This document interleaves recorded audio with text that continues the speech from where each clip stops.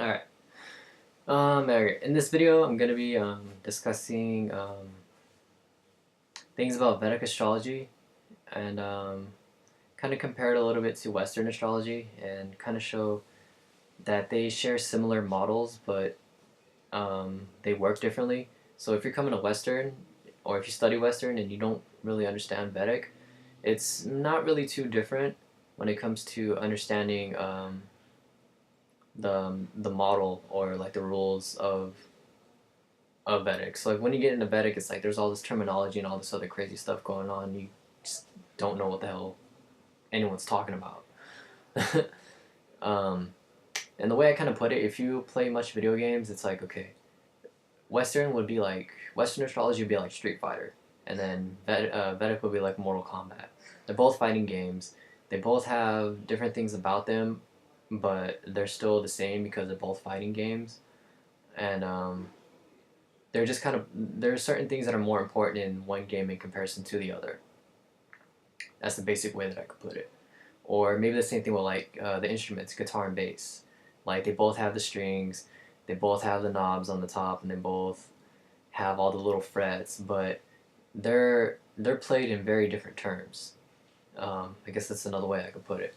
But basically, okay, I'm just gonna be covering or just giving an introduction in a sense to Vedic astrology.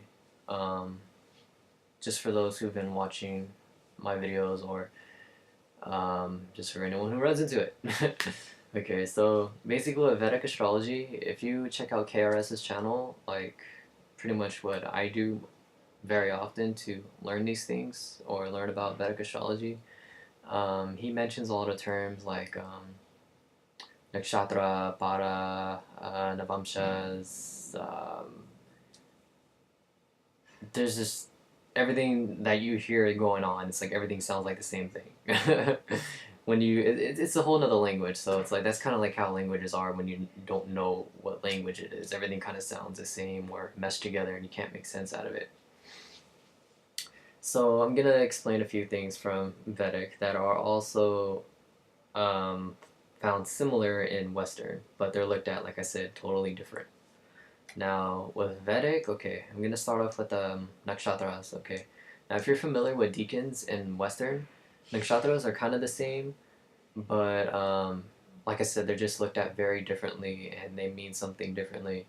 They're just kind of the same principle, or they're kind of the same piece in the same in the models of astrology, I'll say. So with deacons, okay, let's say in Western side, you have three deacons in each sign. Now, from like say, um, from 0 to 10 degrees Cancer, you have that's the deacon of Cancer in Cancer. Now, the second deacon of Cancer would be from degree 10 to degree 20. That would be the Scorpio deacon. So that would be Cancer Scorpio from degrees 10 to 20 in Cancer. Now, from degree 20 to 30 or 29, whichever way you look at it, the last 10 degrees of Cancer would be the deacon of Pisces. So it would be Cancer Pisces. And the same thing goes on with Aries, which would be Aries Aries, and then the second deacon would be Aries Leo, and the third would be Aries Sagittarius, and so on. The deacon system in Western and Vedic, it's basically they call them nakshatras instead of deacons. And they're completely different in a way, because in Western they're just deacons, and that's kind of just the way that you look at it. In Vedic astrology, nakshatras are actually the constellations within the signs. So kind of like the sign of Taurus, if you look at it, you'll see Pleiades um, to the left of it, no, to the right of it, and then you'll see Orion on the left of Taurus. So those aren't the nakshatras, I don't think, of Taurus, but that's just a general example. So Taurus, you have two different constellations within it, which will give you a further definition of what something is. Well, in Vedic it goes 2.5, so you'll get um, two different constellations in Taurus and every other sign, plus a little bit of a third one, which will either stop at the end of Taurus of the 30 degrees, or it will progress to the next sign as well. So The last constellation will be in Taurus, and then maybe some of it will be in Gemini as well. Now each nakshatra has its own ruler as well. So just because it's in Taurus doesn't mean it's going to be ruled by Venus completely. The nakshatras have their own rulership, and they have their own constellation name. So like for Sagittarius, my moon is in Sagittarius, and it's in the nakshatra Mula. So Mula is a constellation within Sagittarius, and Mula has its own planetary rulership. So it's not just going to be Jupiter just because it's in Sagittarius. Mula rulership is Ketu, which is basically the south node of Western astrology. But of course, like I said, in Western and Vedic, they have similar things, but they mean something pretty different. So that's basically what nakshatras are, and they're very more into detail. So it's like Sagittarius will mean something, and then the sign of Mula would mean something, and then all the other nakshatras have their own meanings as well. So that's the similarities between deacons and nakshatras. And then you have these things called dashas, which are kind of like progressions in Western astrology, but in Vedic, they're planetary time periods that you go by. So how this works is, say like for me, my moon is in Sagittarius, the nakshatra Mula, and the ruler Mula is Ketu. So the way the dashas work is the dashas have a certain year time period. So you could be in each planet has its own dasha period, and it all has the same order. Everybody goes through the same order. So I forget, I don't know the whole order of it, but it goes like I started off in Ketu because my moon is in Mula, and Mula is ruled by Ketu. So the nakshatra rulership of your moon, that's the dasha that you start in. So because it's Ketu, I start in the Ketu dasha, and Ketu dasha, it goes for 7 years. So when I was born, let's say at the beginning of my nakshatra,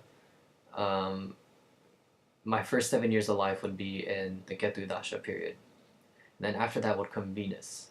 So after that 7 years, I will go into the Venus dasha period, which lasts for 20 years. And then after that, it will go into the next sign for so many years, the next sign for so many years. Now, each dasha period from Ketu, Venus, Sun, Mercury, Mars, the way that your dasha period is going to go is based on where and what condition your planet is placed. So like, say my Ketu is in or let's say my moon is in Taurus. It's in like an exalted sign. Let's say it has certain aspects to it, and it's placed in this house, and it's in this nakshatra. So this, like, all these conditions that are on the moon, that's how the dasha period is going to go in the moon dasha. In comparison to Western, it has progression charts, which instead is completely different, and it goes by every year.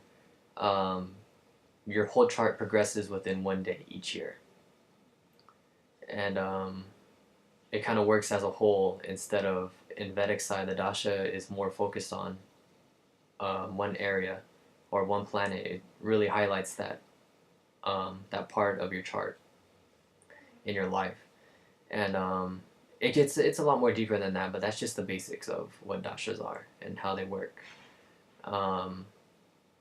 If you want further information, just go look up KRSchannel or other Vedic sources on YouTube or wherever. They'll explain it deeper. But aside from nakshatras, dashas, padas, or those aren't really in Western side, but they're a piece in Vedic, which are basically there's 4 padas, and within each nakshatra, and basically kind of what this is padas are basically they're kind of like a measurement. Like if you look at a ruler, there'll be so many centimeters in an inch. The paras are basically the centimeters, and the nakshatra is basically the inch. And the paras give you a little bit more detailed analysis of the nakshatra that you're in, and they also give you a better idea of how far into the nakshatra um, the planet is in. So since there's four paras in one nakshatra, so you can be you can be born in the fourth para, and you'll almost be at the end of your nakshatra. Now, for me, I was born in my moon was in Mula nakshatra para 4. Basically, what this means, because it's at 4, it's at the end of the nakshatra. So, since it was at the end of it, when I went to my dasha period of Ketu, I was at the end of the 7 years, so I didn't experience the whole 7 years.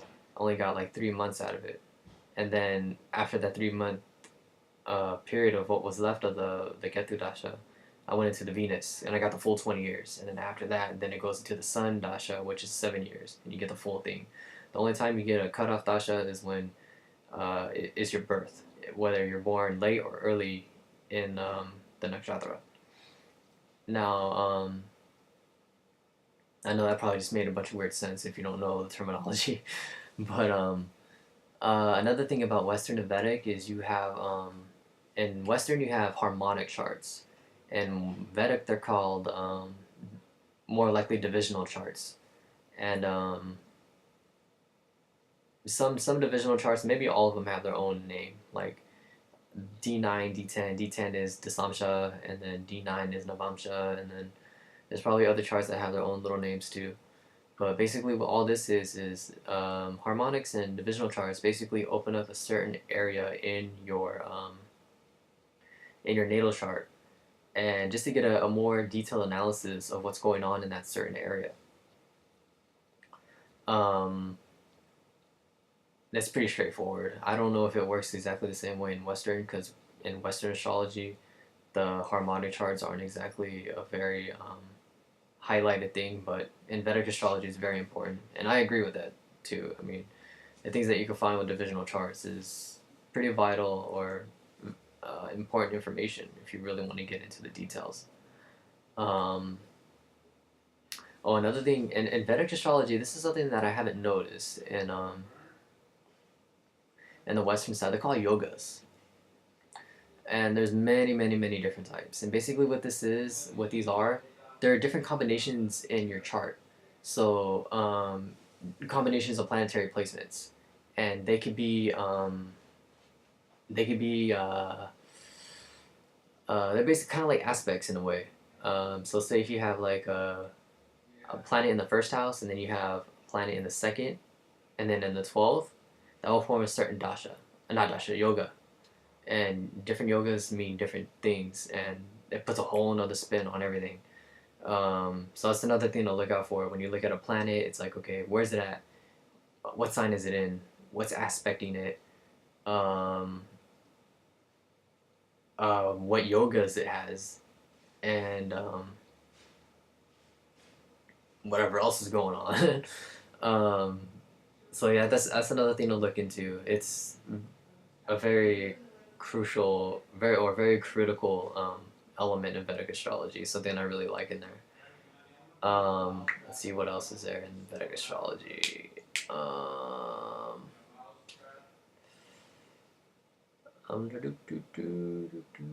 I don't know. I'm sure there's a lot more. I just haven't been able to study as much as I want to, because this whole Mercury going direct thing, it's hasn't been letting me much. I've been otherwise focused, even though I'd rather be focused in astrology, but whatever. I guess that's the way transits go. Well, yeah, that's another thing. Transits, they work the same from Vedic to Western. Same thing. Of course, in most cases in Vedic astrology, you don't have Uranus, Neptune, and Pluto, or the asteroids either.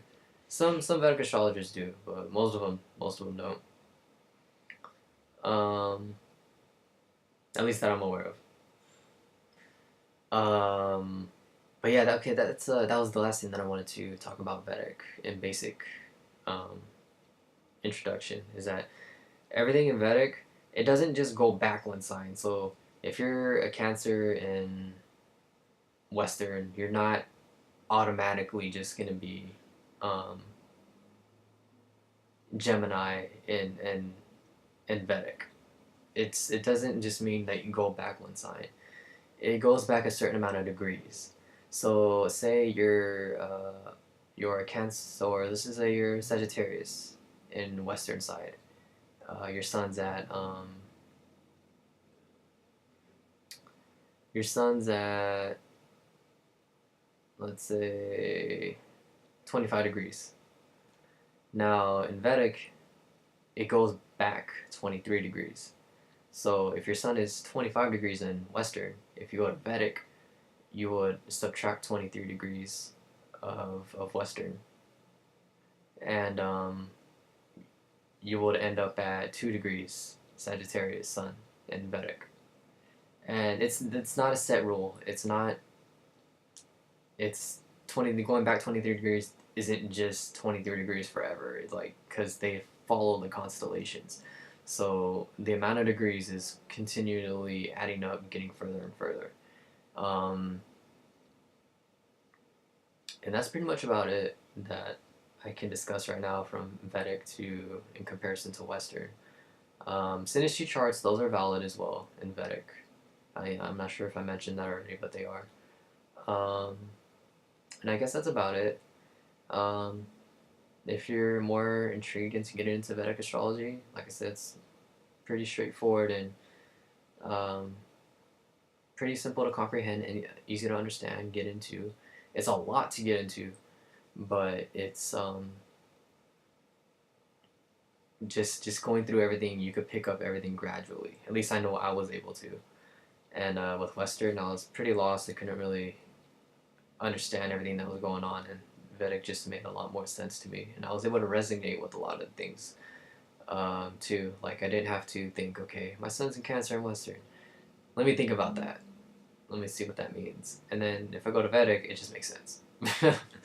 um, at least that's from my experiences. Everybody has their own thing, and of course, astrology isn't the be all end all of everything. There's numerology and many other sources as well. And maybe you just don't even like for me, I haven't been too reliant on astrology since Mercury going direct. I've been getting a bunch of different kind of messages and things to look at. So I'm just pretty much really out there right now, trying to catch pace of this Mercury going direct. Um, but yeah, I'm still gonna be studying it. I really do enjoy actually going through it and learning it. And I totally recommend other people to try it out too, because it's very insightful and easy to understand. And there's a lot of information out there um, coming from KRSchannel, and then you could go to his playlist, and he has many different interviews with other Vedic astrologers that do lectures and have free classes, and just have a lot of insight on the whole Vedic thing. And there's a lot of different types of Vedics as well. It's not just Vedic, which is, if you learn the basics, I think it's called Brasha, and that's just the like kind of like the standard of Vedic. And then there's Jaimini, and there's so many other Vedic. Oh, that's another thing I wanted to go over: aspects in Vedic astrology. In Western, you have every planet could aspect everything else equally. So like, Sun could do conjunction, opposition, trine, square, sextile, semi-sextile, quincunx, etc. Everything. Every planet could do that. In Vedic, it's a lot more straightforward if you're doing Brasha system. Um, Sun only aspects conjunction, which would be the house and sign that it's in, and it only aspects its opposition. If you would hear it in terms, it would say the first place from itself and the seventh place from itself. So the first would be the sign that it's in, and then the seventh place would be 7 signs later. So it would be the opposition. 7 signs away from its first place would be opposition. Um, so it's Sun, Moon, Mercury, and Venus. Those 4 planets only do conjunctions and oppositions. And then Saturn has its own aspects, and Jupiter has its own aspects. Um, Mars has its own aspects, and I think Rahu and Ketu also have their own aspects. Um, I think those extra planets also have conjunction and opposition, but I think one or the other will have square, and then the other one would have a trine, and the other one would have some other aspect, maybe sextile. But they mean different things. They just don't mean opposition and trine. They don't just mean squares. They're just aspects. They just mean that they're connecting with it. It doesn't mean positive or negative. As far as my study and research has been I guess I could say informed. But okay, I guess I'll close out at that before my video reaches 21 minutes. So